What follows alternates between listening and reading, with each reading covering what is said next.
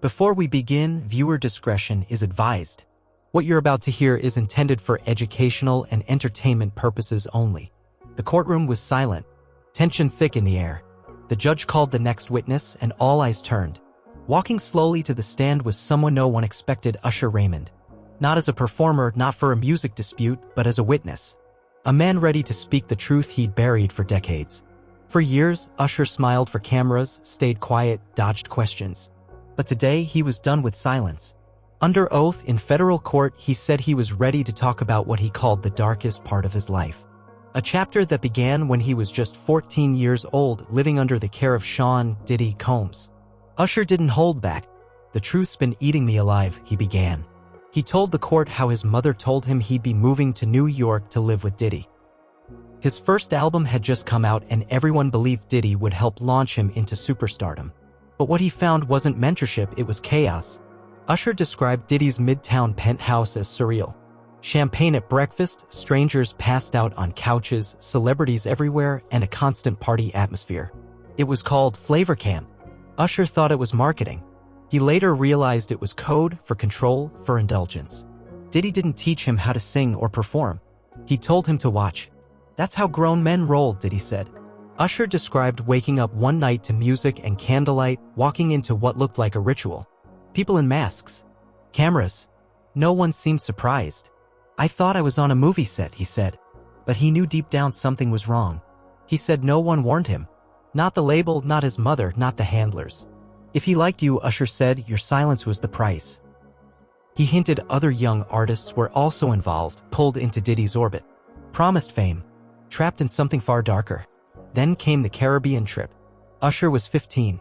It was supposed to be a music retreat, but he said it quickly turned into something else. He didn't have a choice in the environment. "It took me years to understand the manipulation," he told the court. After that trip, Diddy became more controlling. The parties got darker. And if Usher questioned anything, Diddy reminded him, "You don't bite the hand that feeds you." Usher recalled being given a contract at 16. A non-disclosure agreement. It mentioned private events, confidentiality, and audiovisual content. He didn't understand it. His mother signed. Lawyers said it was standard. But it wasn't. That document kept him quiet for years. He told the court about a canceled interview in 2009. Right before it aired, Bad Boy's legal team contacted him. "Hope you're not trying to damage your reputation," they warned. He canceled. But the pressure wasn't just legal. He described veiled threats, blocked calls, people from his past resurfacing out of nowhere. "You think you're done with that world," he said, "but that world isn't done with you." Usher held up a copy of that NDA in court. The judge allowed it into evidence. He said it made him feel like everything he went through wasn't real, because he was never allowed to say it out loud. He then spoke about a mansion party in Atlanta when he was 17, packed with celebrities and strangers. Diddy pointed to a locked room and said, "You're not ready for that yet." Usher peeked inside. Masks. People. He still doesn't understand what he saw. "I think that night changed me," he said. "I saw things I still can't explain." Usher said he started keeping a journal in 1998. At first it was lyrics. Then it became a way to process what he'd witnessed. He read some entries out loud. One from 1999 said, "Loyalty keeps you on tour. Honesty puts you back home." Another from 2000 read, "Too many secrets. Too many masks." Diddy says it's just culture. "I don't agree."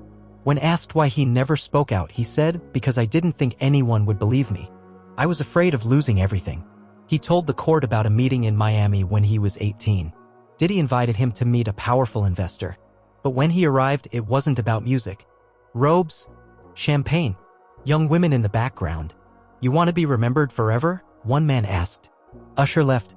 After that, doors began closing. Tour deals vanished. Producers backed out. Then Diddy showed him a video clip. Usher described it as a recording of another young artist. "He laughed while he played it," Usher said. "It was something I know that artists never agreed to." When asked if Diddy threatened him, Usher replied he didn't have to. The people around him did. With silence. With exile. That's when he realized fame wasn't about talent. It was about submission. Then he spoke about Justin Bieber. He helped launch Bieber's career, but soon noticed the same pattern. Diddy stepped in. Flavor Camp. Same language. Bieber was 15. Usher said Bieber once called him in silence. "I want to come home," he finally said. After that he changed. Avoided eye contact. Usher knew the signs. When Usher confronted Diddy and asked, "What are you doing to these kids?" Diddy replied, "Same thing they did to me. That's how the game works." That was the last serious conversation they ever had. In 2018, Usher said he got a call from a blocked number. "Tell him to keep his mouth shut or we'll shut it for him." He believes he knows who made that call.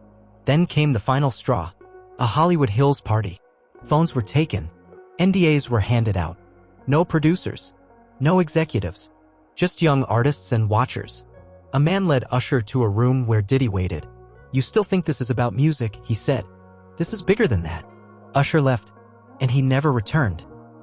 He revealed he had signed away his masters until he turned 35. Said he didn't understand the contract. "I just wanted to sing." He listed others caught in similar traps. Carl Thomas, Total, Craig Mack, Black Rob. Some got hush money. Some vanished.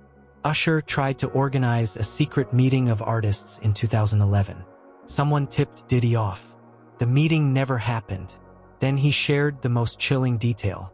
He said he once saw Diddy order the destruction of demo tapes and footage belonging to an artist who had threatened to speak out.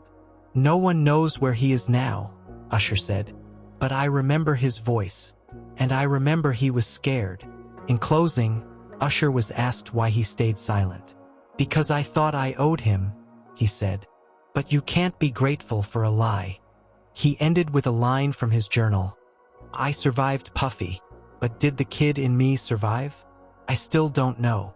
Then he looked to the courtroom, to the world watching, and said, "This isn't about one man. It's about a system.